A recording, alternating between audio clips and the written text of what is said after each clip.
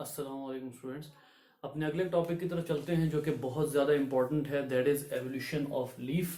अब यहाँ पर यहाँ पे मैं आप लोगों को सबसे पहले तो ये एडवाइस करूँगा कि लीफ के हवाले से और लीफ का आगाज़ कहाँ से हुआ इस हवाले से सबसे पहले तो जाकर देखिए पिछले दोनों लेक्चर, क्योंकि उसमें हमने ये बात ऑलरेडी कर ली हुई है कि कौन से प्लांट्स ऐसे हैं जिनमें एवोल्यूशन होकर लीफ बना, कौन से प्लांट्स हैं जिनमें एवोल्यूशन होकर लीफ नहीं बना। तो इस हवाले से कुछ बातें पहले हो चुकी हैं, कुछ चीजें जो हैं वो मैं आप लोगों को बैकग्राउंड में बताऊंगा कि बैकग्राउंड इसका क्या चल रहा है। बैकग्राउंड के हवाले से आपको सबसे पहले मैं ये बता दूं कि नंबर 1, द ट्रेक्योफाइट्स हैव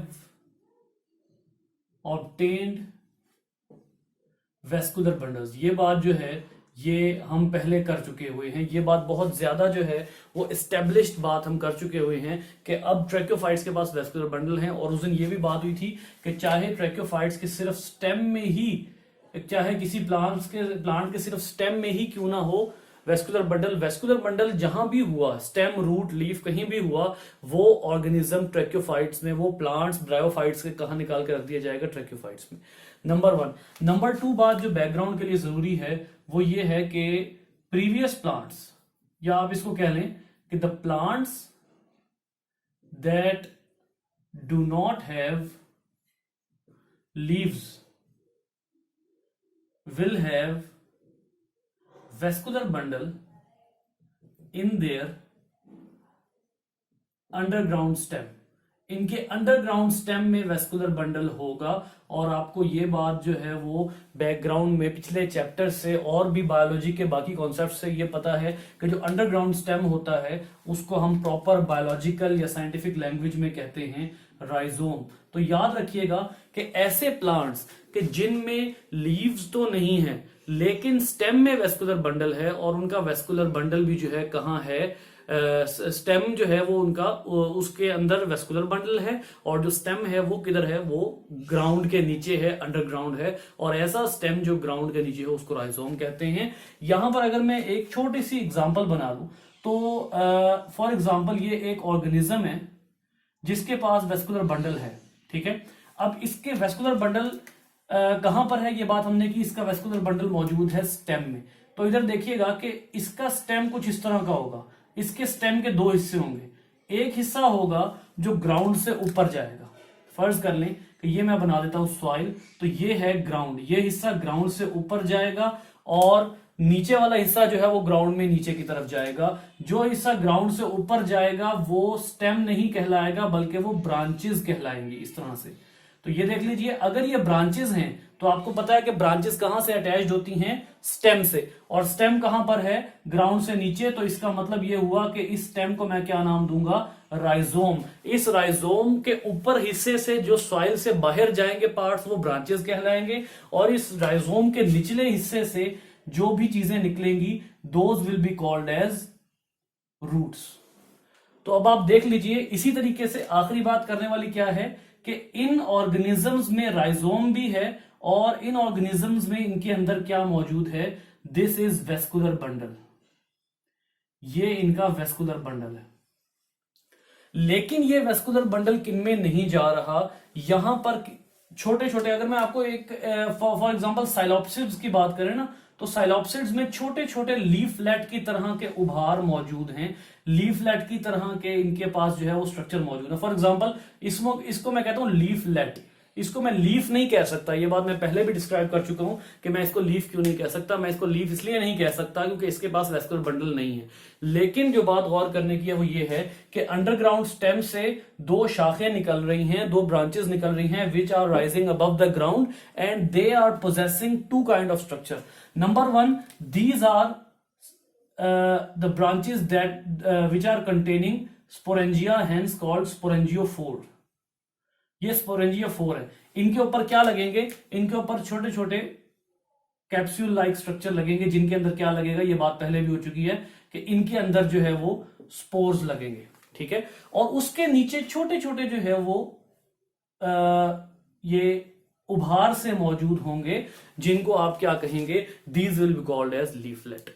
लेकिन क्योंकि इनके अंदर अभी वेस्कुलर बंडल नहीं गया, लिहाजा these will be not called as leaves. तो ये मैं बैकग्राउंड क्यों बता रहा हूं, क्योंकि इससे पहले अगर हम एवोल्यूशन ऑफ लीफ की तरफ डायरेक्ट चले जाते हैं तो आपको ये बात नहीं समझ आएगी कि बैकग्राउंड क्या था। बैकग्राउंड ये था कि नंबर 1 वेस्कुलर बंडल आया, नंबर 2 इनिशियल प्लांट्स जो है उनमें जो वेस्कुलर बंडल आया है that arose in the plants which were containing the vascular bundle in the stem which was underground. Initially vascular bundle सिर्फ स्टेम में आया था और वो जो स्टेम था वो अंडरग्राउंड था। वो वेस्कुलर बंडल स्टेम में आ गया, वो ब्रांचेस में आ गया, लेकिन वो रूट्स और लीव्स में उस तरह से नहीं गया। यहां पर आप देख लीजिए, हम इसको लीफलेट इस वजह से कह रहे हैं कि ये वेस्कुलर बंडल ब्रांचेस में तो मौजूद है, ये वेस्कुलर बंडल स्टेम में तो मौजूद है, लेकिन ये वेस्कुलर बंडल लीफ में मौजूद नहीं है, लिहाजा हम इसको कहेंगे लीफलेट।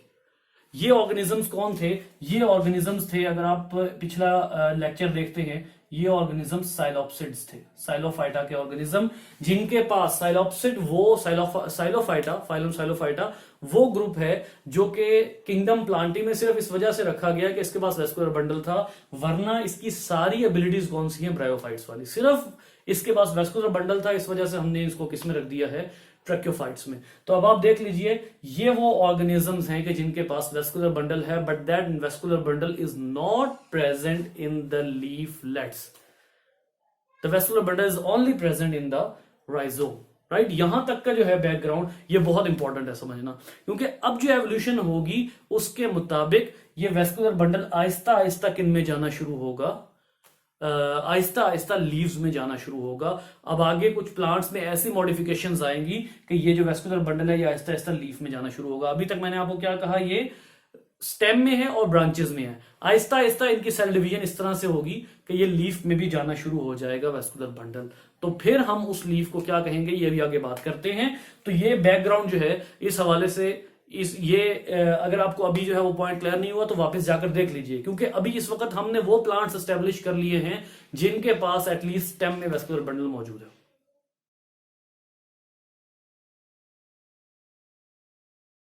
यहां पर अब हम ये समझेंगे बैकग्राउंड समझ जाने के बाद कि जिन ऑर्गेनिजम्स के लीव्स में अभी वेस्कुलर बंडल नहीं पहुंचा था, उन ऑर्गेनिजम्स में वो क्या डेवलपमेंट हुई कि लीफ में वेस्कुलर बंडल पहुंच गया। सबसे पहले यहां पर ये बात जहन में रखिएगा कि ये जो वेस्कुलर बंडल है ये जब एक दफा स्टेम में डेवलप हो गया है, ये देख लीजिए, ये हम किसकी बात कर रहे हैं? ये हम उन ऑर्गेनिजम्स की बात कर रहे हैं जो अभी हमने पिछले ऑर्गेनिजम्स की बात की, साइलोप्सिड्स की। साइलोप्सिड्स में क्या था कि ब्रांचेस में स्टेम पहुंच गया था, राइजोम में स्टेम पहुंच गया था, लेकिन अभी लीफ में नहीं पहुंचा था। अब आप ये देखिए कि यहां से क्या हो रहा है कि ये जो वेस्कुलर बंडल है it is present inside the rhizome as well as it is penetrating into these leaves. जो यही लीव्स थोड़ी देर पहले हमने क्या डिस्कस किया था कि यही लीव्स क्या कहला रहे हैं? लीफलेट्स कहला रहे हैं। बट अब यही लीव्स जो हैं ये वेस्कुलर बंडल की डेवलपमेंट होगी। याद रखिएगा कि एवोल्यूशन में दो तरह की चीजें जो है वो अपने जहनों में रखना जरूरी है। नंबर 1, एवोल्यूशन में डीप टाइम होता है। डीप टाइम से क्या मुराद है कि मिलियंस ऑफ ईयर्स जो हैं वो लगते हैं किसी भी चीज की डेवलपमेंट में। आज से तकरीबन जो मेगाफिल है, मैं बताता हूं अभी मेगाफिल क्या है, जो मेगाफिल है उसकी डेवलपमेंट तकरीबन 350 मिलियन ईयर्स अगो होना शुरू हुई। उससे पहले क्या डेवलप हो गया? माइक्रोफिल। ये जो लीफ है, ये कल भी लेक्चर में बात हुई थी कि वो लीफ के जिसके अंदर एक सिंगल वेन हो, ये अब देख लीजिए ये एक सिंगल वेन है, ठीक है। तो जब ऐसा लीफ हो कि जिसके अंदर सिंगल वेन हो, ऐसा लीफ माइक्रोफिल कहलाता है। और ये लीफ भी कितने अरसे बाद बना है? मिलियंस ऑफ ईयर्स के बाद बना है। लीफलेट जो है जिसके अंदर अभी वेस्कुलर बंडल नहीं पहुंचा था, किसी म्यूटेशन की वजह से, किसी भी म्यूटेशन की वजह से यही वेस्कुलर बंडल किस में जाकर शामिल होना शुरू हो गया? लीव्स में जाकर शामिल होना शुरू हो गया। और जब इस म्यूटेशन की वजह से जो मिलियंस ऑफ ईयर्स में हुई थी, वो जो वेस्कुलर बंडल है वो लीफ में एंटर होना शुरू हो गया।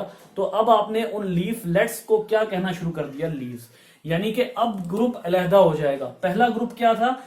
जिसमें म्यूटेशन नहीं हुई थी, जिसमें जो वेस्कुलर बंडल था वो ब्रांचेस तक महदूद था या राइजोम तक महदूद था। लेकिन अब म्यूटेशन हो जाने के बाद, मिलियंस ऑफ ईयर्स के गैप के बाद क्या हुआ कि यही वेस्कुलर बंडल जो स्टेम और राइजोम में था, यही अब शामिल होना शुरू हो गया किसमें, लीफलेट में शामिल होना शुरू हो गया। और अब आपने उनको क्या कहना शुरू कर दिया, लीव्स।